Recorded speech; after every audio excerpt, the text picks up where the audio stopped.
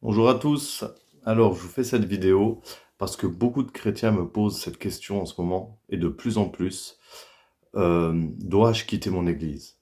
Voilà, ils viennent me voir dans des assemblées où dernièrement, il y a quelques jours, une sœur m'a appelé pour me demander, pour me dire qu'elle se sentait plus bien là où elle était, qu'elle sentait qu'il y avait des compromis dans l'église, elle sentait même depuis quelques années, alors qu'elle y est depuis... C'était une femme veuve, donc elle y était depuis des décennies, elle me disait. Et, euh, et dernièrement, de plus en plus, elle sent même des oppressions sataniques dans l'église, là où elle va le dimanche. Et elle me demandait, est-ce que je dois quitter, d'après vous? Mais il y a quand même des gens que j'apprécie dans cette assemblée.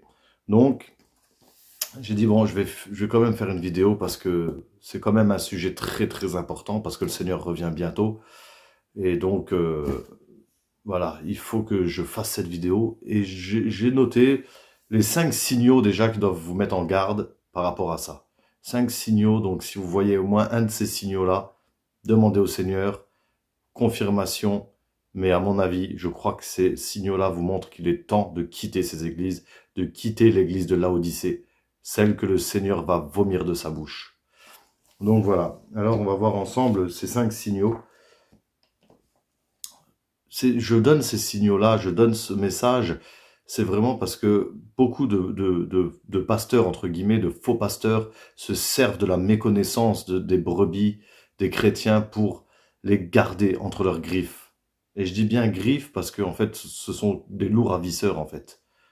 Ce sont des personnes qui travaillent contre Christ, parce qu'ils vous maintiennent dans une cloche. Ils vous empêchent de vous épanouir, ils vous empêchent de prendre votre envol comme l'aigle. Ils vous empêchent de rentrer dans votre destinée, dans votre appel. Donc il faut absolument, absolument discerner, demander au Seigneur le discernement des esprits, et surtout ne pas faire de compromis, de ne pas être dans les émotions, parce qu'il s'agit de notre salut. Donc c'est une question très très importante. Dois-je quitter mon église? Donc pour commencer, j'aimerais déjà vous dire, quand je dis mon église, c'est entre guillemets, parce que sachez déjà que ce n'est pas votre église, ni l'église de Dieu. L'église du Seigneur, c'est celui qui a été baptisé par immersion. Voilà. Voilà ce qu'est l'église de Christ, elle est composée en fait de chrétiens nés de nouveau. Un chrétien né de nouveau, en fait, il devient une pierre vivante. Une pierre vivante qui compose l'église de Christ, le corps de Christ. Amen. Donc, l'église de Christ n'est ni plus ni moins qu'une assemblée de 2 ou 3. La Bible dit, là où 2 ou 3 sont assemblés en mon nom, je suis au milieu d'eux. Voici l'église de Christ, là où 2 ou 3 sont assemblés en son nom. Amen. Donc, c'est pas l'église bâtiment. Ce n'est pas une église composée de pierres mortes, et encore moins l'église où on a chassé le Saint-Esprit. Amen. Donc ça, faut bien vous le mettre dans la tête.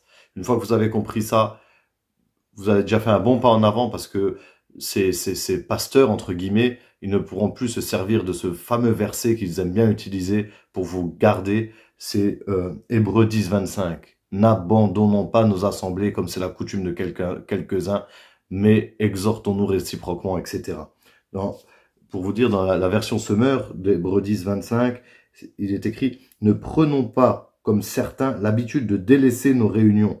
Au contraire, encourageons-nous mutuellement, et cela d'autant plus que vous voyez se rapprocher le jour du Seigneur. » Donc on ne parle pas des assemblées dans un mur, entre les 4 murs.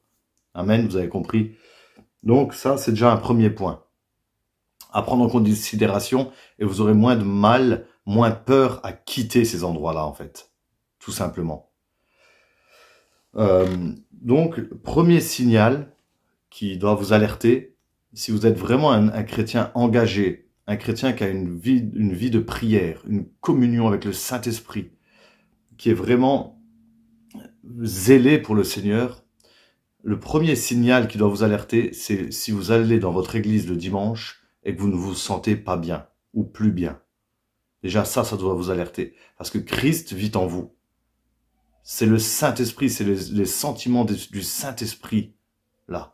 Parce que vous y allez pour adorer, pour glorifier votre Dieu, le Dieu d'Abraham, d'Isaac et de Jacob, le Seigneur Jésus-Christ de Nazareth. Mais si vous allez dans un endroit où on célèbre un faux Jésus, un faux Dieu. Le Saint-Esprit en vous peut être irrité. Le Saint-Esprit peut être mal à l'aise. Et c'est pour ça que vous n'êtes pas bien. Donc ça, c'est un signal fort déjà. Ne pas se sentir bien alors on est censé être dans la maison de Dieu, entouré de frères et sœurs qui aiment le Seigneur. Donc ne vous y trompez pas, ce signal-là, il est déjà très très important. On va en voir 4 autres, mais évidemment la liste n'est pas exhaustive. Je pense qu'il y a beaucoup d'autres signaux qui doivent déjà vous alerter. Et donc le deuxième signal, c'est si tu sens un esprit de contrôle. Lorsque tu te lèves pour prier, tu sens que tu es regardé, jugé.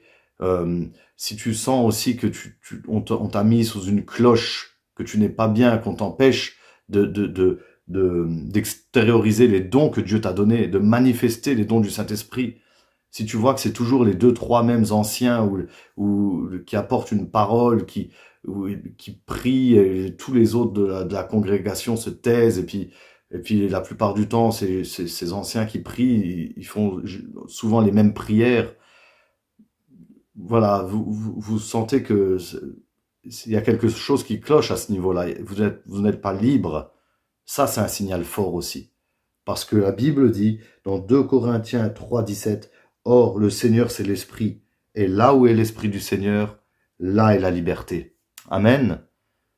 Donc, si vous ne sentez pas libre, c'est que l'Esprit du Seigneur, on l'a mis dehors. Tout simplement. Donc, qu'est-ce qu'il faut faire? Quitter. Quitter.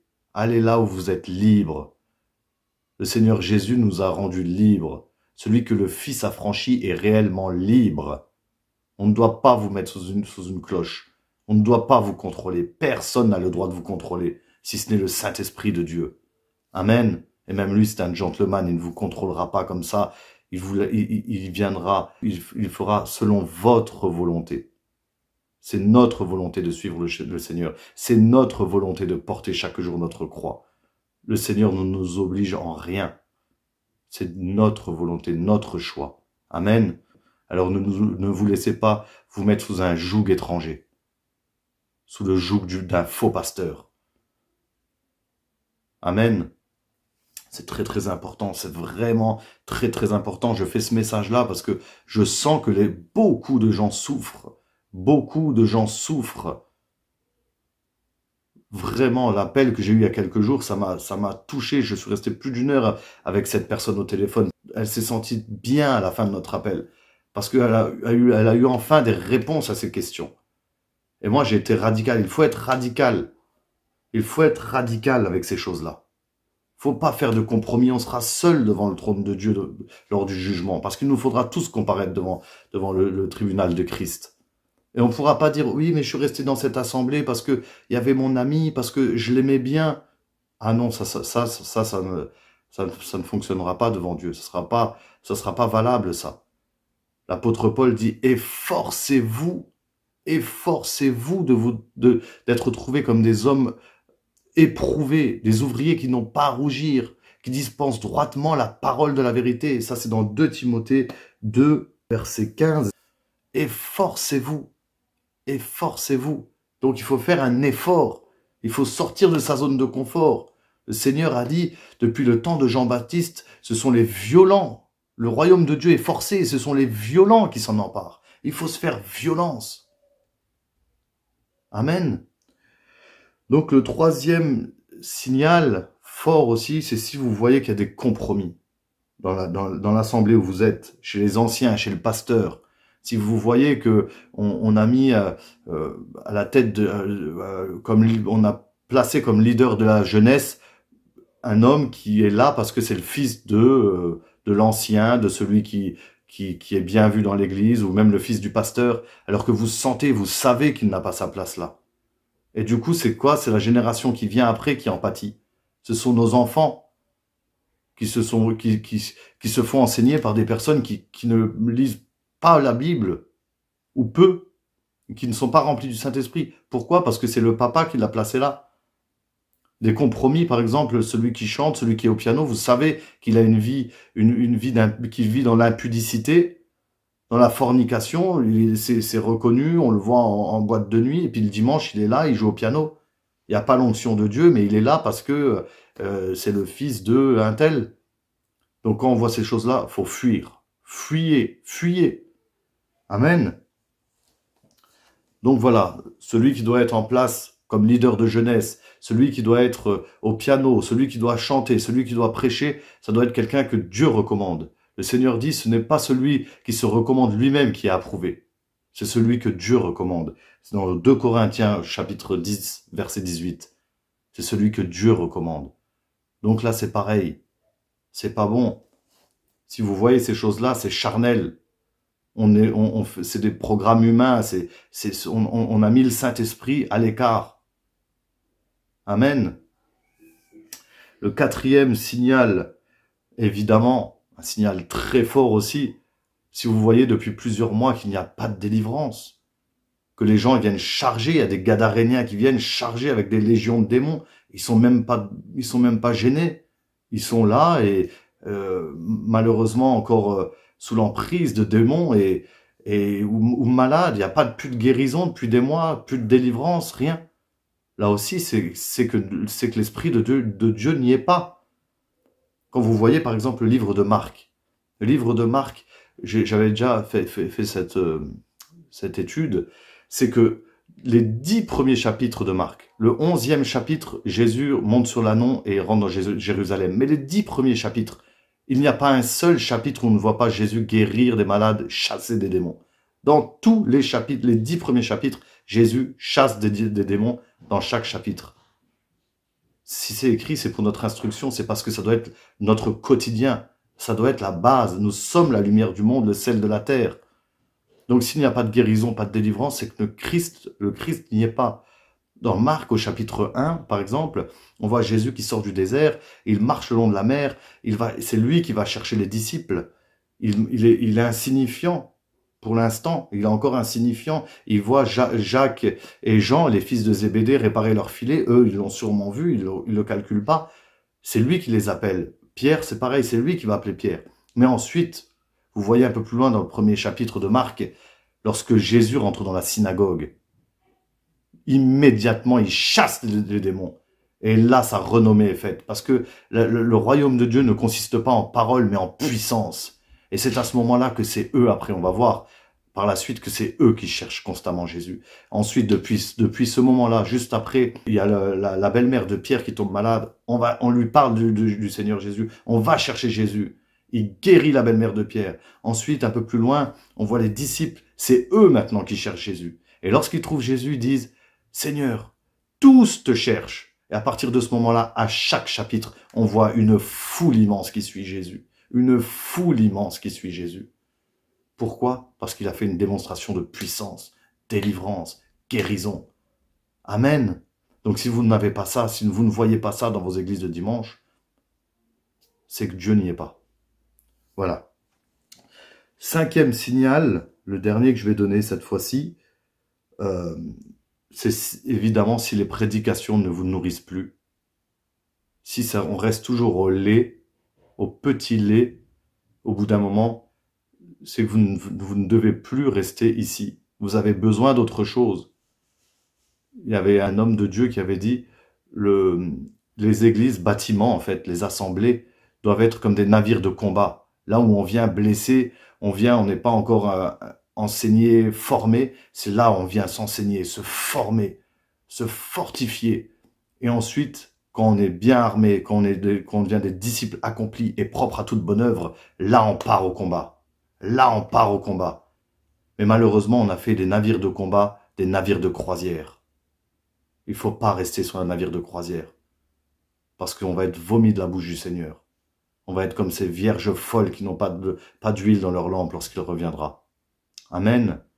Donc, si vous n'êtes plus nourris, Et si on ne prêche, si vous voyez que les prédications, ça reste toujours les mêmes, du style « Ne t'inquiète pas, Jésus est dans ta barque. Si tu as des soucis, Jésus est dans ta barque, quoi qu'il arrive. Mais ne t'inquiète pas, si tu as péché, de toute façon, tu es sauvé, toujours sauvé, hyper grâce. » S'il n'y a plus de prédication sur le retour de Jésus imminent, sur la sanctification, sur la crainte de l'Éternel, sur la sainteté, ce n'est tout simplement pas bon.